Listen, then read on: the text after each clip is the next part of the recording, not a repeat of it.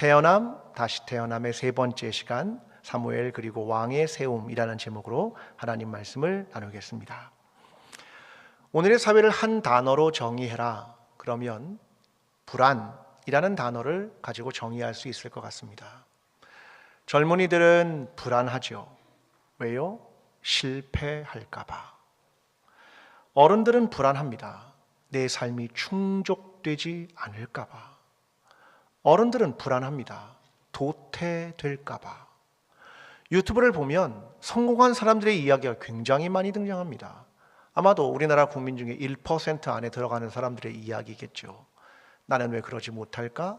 나는 왜 내 삶에 충족하지 못할까? 난 도태되는 것인가? 끊임없이 우리 안에 불안이라는 것이 생깁니다. 철학자인 한병철 씨가 불안사회라고 하는 책을 썼습니다. 이 사람은 지난번에 피로사회라고 하는 책을 썼던 사람인데요. 이제는 오늘날의 사례를 피로사회가 아니라 불안사회다 이렇게 정의하는 책입니다. 이 불안이라는 말은 독일어로 앙스트라고 합니다. 이것은 궁지 그런 말입니다. 궁지에 몰린다 할 때 궁지입니다. 우리를 어떤 곳 속에 가두는 거고요. 우리를 감옥과 같은 곳에 가두고 움츠리게 한다. 불안이 찾아오면 사람들은 움츠리고 더 시선을 안으로 내면으로 사람들이 숨게 되는 거죠. 그래서 더 멀리 확장되는 시야와 앞으로의 일들보다는 자꾸 여기에 갇혀있는 우리의 모습을 발견하게 된다. 그게 불안이다. 그 얘기입니다. 어떤 사람들은 그래서 불안을 이용하기도 하죠. 불안을 자꾸 조작합니다. 그래서 이렇게 말하는 거죠. 일어나면 큰일 나. 변화가 일어나면 큰일 나. 너희의 시선을 자꾸 좁게 변화를 막고 미래를 삭제합니다. 이게 불안을 조장하는 겁니다. 그런데 불안의 반대말이 있다. 희망이다. 그렇게 말합니다. 희망이란 앞으로 몸을 굽힘으로써 더 멀리 더 정확히 보려고 하는 것이 희망이다. 이렇게 말합니다. 그래서 희망을 갖는 사람은 주변을 샅샅이 바라보고 방향을 정하고 이것을 힘있게 밀고 나간다. 이것이 희망이다. 그렇게 말합니다.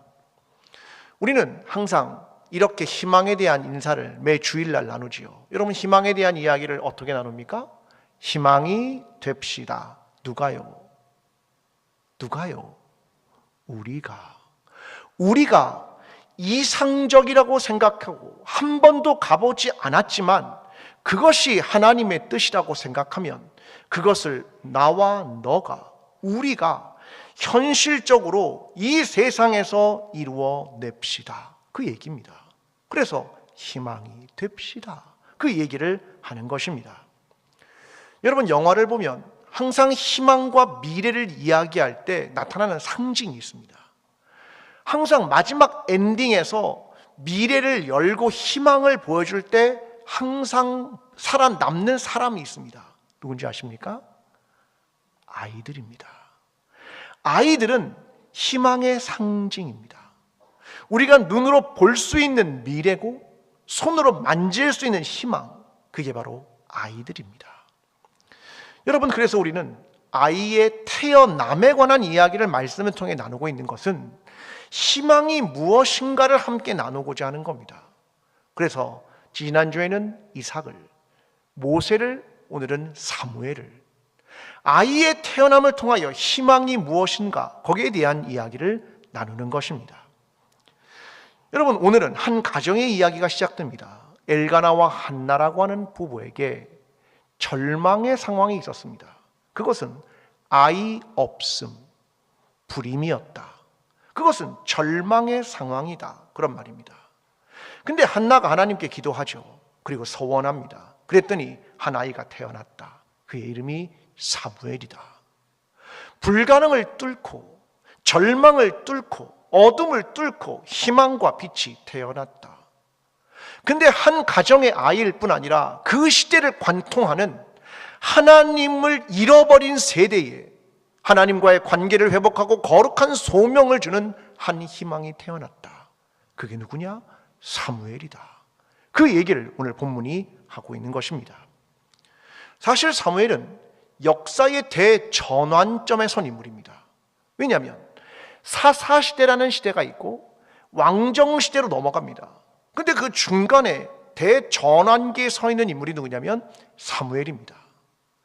사사 중에 마지막 사사가 사무엘이고 왕정시대를 열었던, 기름을 부었던 사람이 사무엘입니다. 그래서 그는 사사시대의 마지막의 멸망을 보고 또한 새로운 시대가 열리는 것을 보며 설레합니다. 여러분, 두 가지의 마음이 존재하는 거죠. 하나가 사라지는 것은 아픔과 슬픔이고 새로운 것들이 시작되는 건 설렘과 희망이죠. 이 두 가지가 공존하는 겁니다. 우리는 다릅니까? 똑같지요. 하나의 시대가 저물어가는 것 같습니다. 새로운 시대가 떠오를 겁니다. 우리는 그 전환기에 선 겁니다. 전환기에 선 사람은 쉽지 않습니다. 왜? 하나의 멸망을 봐야 하니까. 그러나 또 하나는 새롭게 일어나는 것들을 함께 기대하는 것이니까. 이 두 가지가 우리 안에도 그대로 존재합니다. 여러분, 그때 전 두 가지가 중요하다고 생각합니다. 첫째, 희망의 불씨를 꺼뜨리면 안 됩니다. 희망을 이어갈 수 있도록 이 불씨를 지켜낸다. 이게 중요합니다. 또 하나, 우리가 생각했던 희망을 우리의 삶의 현실에서 구체화하고 이것이 이루어지도록 한다. 이 두 가지입니다. 이게 그 전환기를 살아가는 사람들에게 대단히 중요한 것입니다. 오늘 이 시대의 전환기를 살아가며 또한 하나님의 생각과 꿈을 이루어 가기 위하여 오늘 희망을 붙들고 살아가는 우리 모두가 하나님의 희망이 되고 불안의 시대의 희망이 되고 절망의 시대의 희망이 되는 저와 여러분이 되기를 간절히 기도합니다. 옆 사람과 같이 한번 인사하겠습니다. 희망이 됩시다.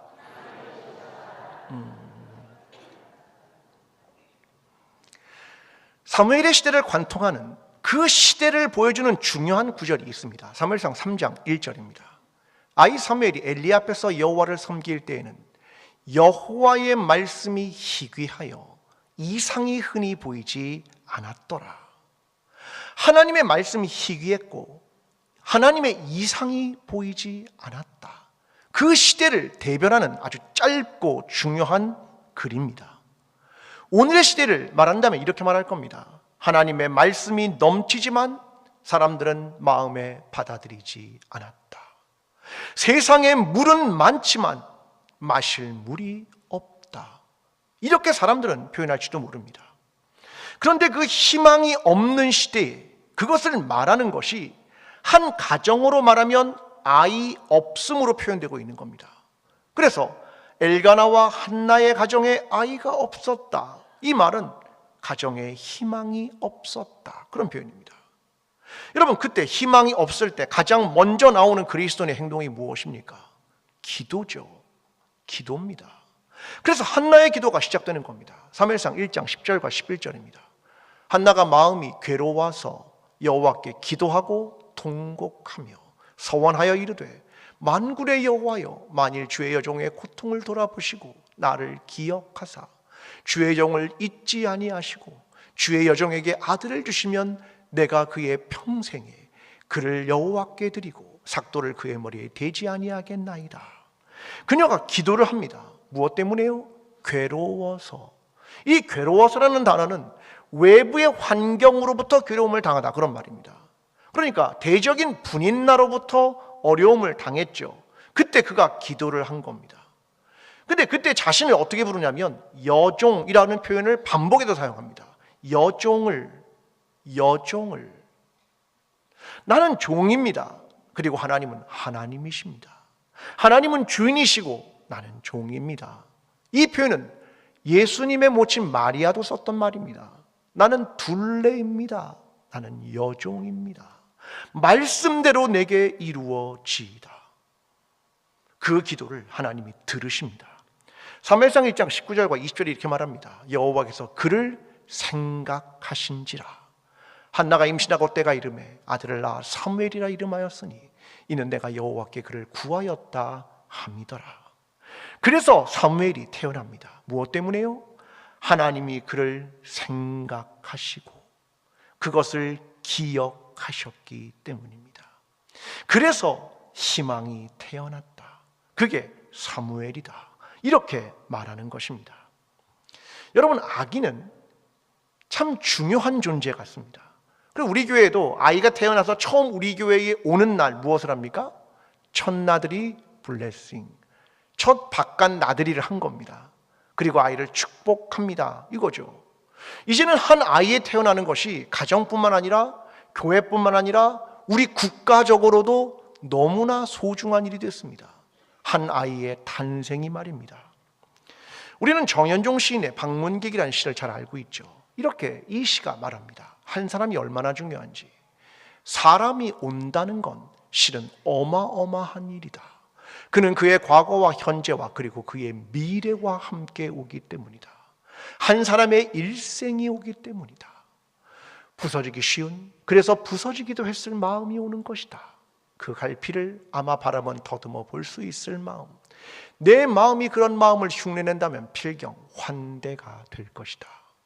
한 사람이 온다는 건 어마어마한 일이다. 왜요? 그의 미래가 온다. 근데 그 미래는 부서지기도 할 만큼 연약하다. 그러므로 너희는 환대해라. 그 얘기입니다. 오늘 우리는 어린아이들의 아동 세례를 1부를 했고 2부는 유아 세례를 할 겁니다. 한 아이가 오는 것도 어마어마한 일입니다. 왜요? 그의 미래와 그의 일생이 오기 때문에 그렇다, 그 말이죠. 그런데 8명의 아이가 오늘 세례를 받습니다. 우리는 무엇을 해야 한다는 말입니까? 미래를 보호해라, 미래를 환대해라. 아이들과 다음 세대를 위해 한다가 서원했던 것처럼 너희는 무엇을 서원할 것이고 아이들을 위해 무엇을 위해 기도할 것인가, 그것에 대한 얘기 아닙니까? 사무엘이라는 아이가 존재했습니다. 그 아이는 어떤 아이였냐면 사무엘상 3장 3절이 이렇게 말합니다. 하나님의 등불은 아직 꺼지지 아니하였으며 사무엘은 하나님의 궤에 있는 여호와의 전 안에 누웠더니. 하나님의 등불은 아직 꺼지지 않았고 그 아이 하나가 여호와의 전, 여호와의 궤에 있는 곳 안에 누워 있었다. 이걸 말하는 겁니다. 여러분, 우리는 하나님의 약속과 주께서 기억하시는 것을 통해 희망을 잉태케 하신 그 하나님을 기억하고 오늘 우리의 미래의 성취를 이루실 하나님을 믿으며 다음 세대를 위해 기도하고 우리는 그 미래를 어떻게 지켜나가야 할 것인가를 기억하며 그들에게 말씀을 가르치며 다음 세대를 위하여 우리가 어떤 헌신을 할 것이고 그들을 위해 어떻게 환경을 바꿀 것이고 그들을 위해 어떻게 우리의 마음을 다할 것이고 함께 기도할 것인가, 이것을 마음에 두는 일은 희망을 붙드는 일입니다. 오늘 저와 여러분의 신앙, 우리의 다음 세대를 위한 신앙, 하나님의 약속의 성취가 이루어지는 희망을 위하여 우리의 다음 세대를 위해 기도하고 그들을 위해 헌신하고 그들에게 그리스도의 사랑을 나누어 주는 저와 여러분의 신앙이 되기를 간절히 기도합니다. 그런데 사무엘이 사사가 된 이후에 사람들이 사무엘을 찾아옵니다. 이상한 제안을 하나 합니다. 사무엘상 8장 5절입니다. 그에게 이르되 보소서, 당신은 늙고 당신의 아들들은 당신의 행위를 따르지 아니하니 모든 나라와 같이 우리에게 왕을 세워 우리를 다스리게 하소서 한지라. 백성이 사무엘을 찾아와서 하나의 제안을 합니다. 왕을 주십시오. 왕을 주십시오. 이스라엘은 어떤 나라냐면 신령국가입니다. 다른 말로 하나님이 통치하고 다스리는 나라. 그런데 왕을 주십시오. 왜요? 모든 나라에다 왕이 있습니다. 우리도 왕이 있어야 하겠습니다. 그 제안을 하는 겁니다. 여러분, 하나님의 꿈이 무엇인 줄 아십니까? 하나님에게 꿈이 있었습니다. 출애굽기 19장 6절. 너희는 내게 대하여 제사장 나라가 되며 거룩한 백성이 되리라. 너희는 이 말을 이스라엘 자손에게 전할지니라. 나는 이 백성이 제사장 나라가 되고 거룩한 백성이 되기를 원한다. 이게 내 꿈이야. 그런데 그들이 어느 날 갑자기 와서 왕을 주십시오. 하나님 말고 말입니다. 하나님 말고 사람의 왕을 주십시오. 이렇게 말합니다. 그러자 하나님은 이렇게 말씀하게 하십니다. 사무엘상 8장 7절 8절. 이는 그들이 너를 버림이 아니요 나를 버려 자기들의 왕이 되지 못하게 함이니라. 내가 그들을 애굽에서 인도하여 낸 날부터 오늘까지 그들이 모든 행사로 나를 버리고 다른 신들을 섬김같이 내게도 그리하는도다. 사무엘아, 너를 버린 게 아니라 나를 버린 거야. 그들이 오늘만 얘기한 게 아니라 출애굽 한때부터 오늘까지 똑같이 그렇게 나 말고 다른 신을 섬기고자 했다. 이 말을 듣고도 백성은 강력하게 요구합니다. 사무엘상 8장 19절과 20절입니다. 백성이 사무엘의 말 듣기를 거절하여 이르되 아니로소이다. 우리도 우리 왕이 있어야 하리니 우리도 다른 나라들 같이 되어 우리의 왕이 우리를 다스리게 하며 우리 앞에 나가서 우리의 싸움을 싸워야 할 것이니이다 하는지라. 백성은 거절합니다. 우리도 다른 나라처럼, 모든 나라처럼 다 왕이 있습니다. 우리도 사람, 그 왕이 있어야 하겠습니다. 여러분, 교회는 언젠가부터 자꾸 옆을 기웃거리기 시작합니다. 우리 옆에 세상을 기웃거리기 시작합니다. 마치 세상에 무엇이 좋은 것이 있는 것처럼, 세상처럼 되고 싶은 것처럼, 세상이 더 뛰어난 걸 가지고 있는 것처럼 말입니다. 교회가 세상을 자꾸 닮아갑니다. 세상과 별로 다르지 않은 모습이 자꾸 교회 안에 보입니다. 왜 그럴까요? 세상에 하는 것들과 교회에 하는 것이 크게 다르지 않습니다. 왜 그럴까요? 저는 이렇게 생각합니다. 세상이 교회 안으로 침투했습니다. 누군가 세상을 교회 안으로 끌고 들어옵니다. 여러분, 그래서 세상과 교회가 다르지 않은 겁니다. 여러분, 그리스도인은 어떤 사람들입니까? 예수 그리스도의 빛을 세상에 들고 나아가 세상의 빛이 되어야 하는 사람들 아닙니까? 세상의 소금이 되어야 하는 사람들이 아닙니까? 그리스도의 편지와 향기가 되어야 하는 사람들이 아닙니까? 교회 안의 복음과 그리스도에 대한 사랑을 세상에 들고 나가야, 그래서 세상을 변화시켜야 되는 사람들이 그리스도인이 아닙니까? 그런데 거꾸로 세상을 교회 안으로 가지고 들어옵니다. 많은 부모님들은 자녀들을 양육할 때 이런 거 많이 하셨죠. 우리의 자녀가 좋은 대학 가고 싶고 좋은 직장 가고 싶죠. 성공적인 삶을 살고 싶습니다. 그래서 자녀들을 고등학교쯤 되면 교회에 잘 안 보냈죠. 나중에 대학 가서 좋은 대학 가면 그때 교회 가. 그런 거 얼마나 많이 했습니까? 교회에 있는 시간은 짧게, 예배 빨리 끝내주세요. 학원 가야 되니까. 그런 거 얼마나 많이 했는지 모릅니다. 그럼 아이들은 학습하기 시작하죠. 아하, 신앙의 가치가 세상의 성공보다 저급한 것이구나. 그걸 깨닫습니다. 우리는 우리가 알지 못하는 사이에 아이들에게 가르친 겁니다. 세상의 부가 중요하고 세상의 성공이 중요하지. 하나님의 말씀보다, 세상을 하나님의 나라로 변화시키는 것보다 더 중요한 건 세상의 가치와 부와 성공이야. 나 하나쯤은 어때? 잠깐이면 어때? 근데 그렇게 해서 교회를 떠난 우리의 자녀들이 얼마나 많이 있는지 모릅니다. 교회 안에 세상이 침투한 겁니다. 나도 모르는 사이에 나 하나쯤이야? 라고 여기는 그 순간 말입니다. 여러분, 초기에 기독교가 있었습니다. 초기에 기독교는 유대 땅에 머물러 있다가 전 세계로 확장이 되기 시작합니다. 그때 사람들은 중요하게 생각하는 것들이 있었습니다. 예수 그리스도의 구원, 그의 사랑, 이런 것들을 보편적 가치로 가르쳐야 했습니다. 이게 복음이고 온 세상 가운데 하나님의 통치가 있는 거야 라고 하는 보편적 가치로 전 세계에 가르쳐야 했습니다. 그런데 그때 초기에 기독교의 저술가들이 이 가치를 설명하기 위해, 복음을 설명하기 위해 외부에 있던 로마의 법률과 행정 용어를 그냥 빌려 쓰기 시작했습니다. 313년 콘스탄티누스 이후의 말입니다. 그래도 로마의 법령은 훌륭하고 그들이 가진 행정적 용어들은 훌륭해. 이걸 교회 안으로 차용하기 시작했습니다. 예를 들면 교회법 제1347조, 여기에는 항명이라는 단어가 등장합니다. 교회법인데 항명, 라틴어로 콘투마차, 그런 말입니다. 군사상 명령불복종, 이런 말입니다. 이 용어를 교회법이 가져오기 시작합니다. 아니, 이 군사적인 로마의 용어가 교회법 안으로 쑥 들어오기 시작합니다. 심지어는 교구라는 말이 있습니다. 우리가 사용하는 교구라는 말은 4세기 이에 사용됩니다. 이건 어떤 뜻이냐면 제국 내에서 위계적인 교회 행정 조직을 말하는 겁니다. 위계적 조직을 말하는 거죠. 교회가 위계적 조직입니까? 아니죠. 우린 공동체 아닙니까? 교회는 모두가 다 같은 형제 자매죠. 그런데 로마가 가진 위계적 행정 조직을 가져오면서 그들이 교구라는 말을 교회가 사용하기 시작했습니다. 사람들의 생각은 이랬죠. 로마법은 훌륭하다. 로마의 제도는 훌륭해. 그걸 교회가 차용하기 시작한 겁니다. 그러면서 세상의 가치가 교회 안으로 들어오기 시작한 겁니다. 여러분, 우리가 알지 못하는 사이에 점점 교회가 세상처럼 변해가는 겁니다. 중요한 것은 무엇입니까? 교회는 세상과 다르다, 이거 아닙니까? 세상의 질서를 뛰어넘는다, 이거 아닙니까? 생명과 복음과 가치와 그 삶을 전하는 것 아닙니까?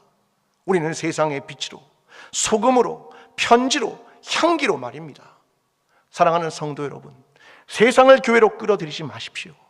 우리에게 중요한 것은 그리스도의 복음과 생명, 그것을 전하는 것임을 기억하며 그리스도의 복음을 세상의 빛과 소금과 편지와 향기로 세상에 전하게 되는 저와 여러분의 신앙이 되기를 간절히 기도합니다. 이제는 사무엘의 인생의 마지막에 도달합니다. 백성들은 사무엘을 보고 마지막에 두려워하기 시작합니다. 사무엘상 12장 19절입니다. 모든 백성이 사무엘에게 이르되 당신의 종들을 위하여 당신의 하나님 여호와께 기도하여 우리가 죽지 않게 하소서. 우리가 우리의 모든 죄에 왕을 구하는 악을 더하였나이다. 우리가 악을 행했습니다. 모든 죄를 지을 뿐 아니라 왕을 구하는 악을 행했습니다. 그렇게 말합니다. 사실 지금 이때는 어떤 때냐면 사울 왕을 세우고 사울 왕이 암몬과의 전쟁에서 승리를 하며 왕의 제도가 성공적이다, 이런 판단이 시작된 때였습니다. 아, 왕의 제도를 만드니까 참 좋았어, 이걸 말하기 시작하는 때였습니다. 그런데 이때 사무엘이 이야기를 합니다. 너희는 신앙의 설 자리를 잃어가는구나. 그러면서 12장 20절과 21절에 이렇게 말합니다. 너희가 과연 이 모든 낭을 행하였으나 여호와를 따르는 데에서 돌아서지 말고 오직 너희의 마음을 다하여 여호와를 섬기라. 돌아서서 유익하게도 못하고 구원하지도 못하는 헛된 것을 따르지 말라. 그들은 헛되니라. 지금 사무엘이 말하는 건 이겁니다. 좋다, 왕의 제도까지 좋아. 그러나 너희는 여호와 하나님을 따르는 데서 돌아서지 말아라. 너희의 마음을 다해 여호와를 섬겨라. 그것은 구원하지도 못하는 것이고 유익하지도 못한 것이니 오직 여호와를 따르라. 그 얘기를 하고 있는 것입니다. 여러분, 저는 전혀 제도가 필요 없다는 걸 말하는 것도 아니고 완전히 무시하는 것에 대한 이야기를 하는 것도 아닙니다. 제도가 복음과 생명을 넘어설 수 없다는 겁니다. 더 중요한 것이 무엇이냐? 생명을 구원하는 것 아닙니까? 더 중요한 건 선교하는 것 아닙니까? 더 중요한 건 하나님의 나라가 우리 가운데 임하는 것 아닙니까? 하나님 나라의 법과 하나님 나라의 생명이 어떤 것보다 앞설 수 없다, 그걸 말하는 것입니다. 여러분, 희망이란 때로는 되게 무기력해 보입니다. 어린아이는 아무런 힘이 없어 보이죠. 미래는 손으로 만질 수 없는 것처럼 보입니다. 하나님은 보이지 않습니다. 사람들은 그래서 눈에 보이는 사람과 눈에 보이는 제도를 좋아하는 겁니다. 중요한 건 보이지 않는 하나님을 너희는 믿느냐? 하나님 나라와 복음의 가치가, 생명의 가치가 무엇보다 앞선다는 것을 알고 있느냐? 어린아이 하나가 아무런 힘도 없어 보이지만 그 아이가 미래임을 너희가 믿고 있느냐? 그 이야기를 하는 겁니다. 히브리서 11장 1절은 이렇게 말합니다. 믿음은 바라는 것들의 실상이요 보이지 않는 것들의 증거니. 그래서 믿음이 필요한 겁니다. 바라는 것들의 실상이다, 보이지 않는 것의 증거다, 그렇게 말하는 겁니다. 그래서 마지막으로 사무엘상 12장 24절과 25절은 이렇게 말합니다. 여호와께서 너희를 위하여 행하신 그 큰 일을 생각하여 오직 그를 경외하며 너희의 마음을 다하여 진실이 섬기라. 만일 너희가 여전히 악을 행하면 너희와 너희 왕이 다 멸망하리라. 너희는 마지막까지 여호와를 경외하는 걸 잊지 말고 마음을 당해 하나님을 섬기라고 말하는 것입니다. 여러분, 사람이 다시 태어나는 거 쉽지 않습니다.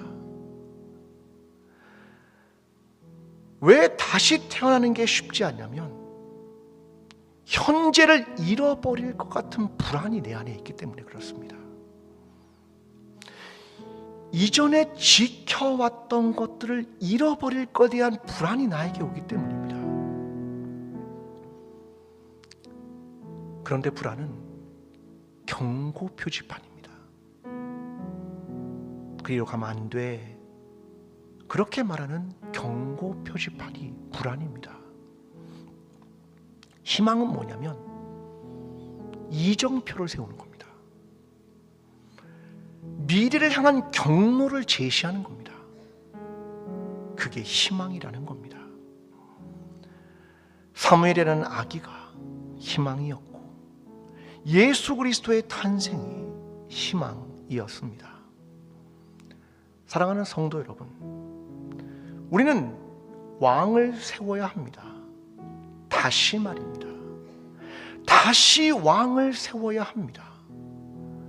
우리를 구원하지 못할 것에서 돌아서고 헛된 것으로부터 돌아서고 다시 왕을 세워야 합니다. 그 하나님이 우리의 왕이심을, 그 하나님만 경외하며 살아가는 것임을 믿음으로 고백하며 하나님의 통치와 다스림을 받아들이며 희망을 향해 걸어가는 저와 여러분, 광주 제1교회가 되기를 간절히 축원합니다.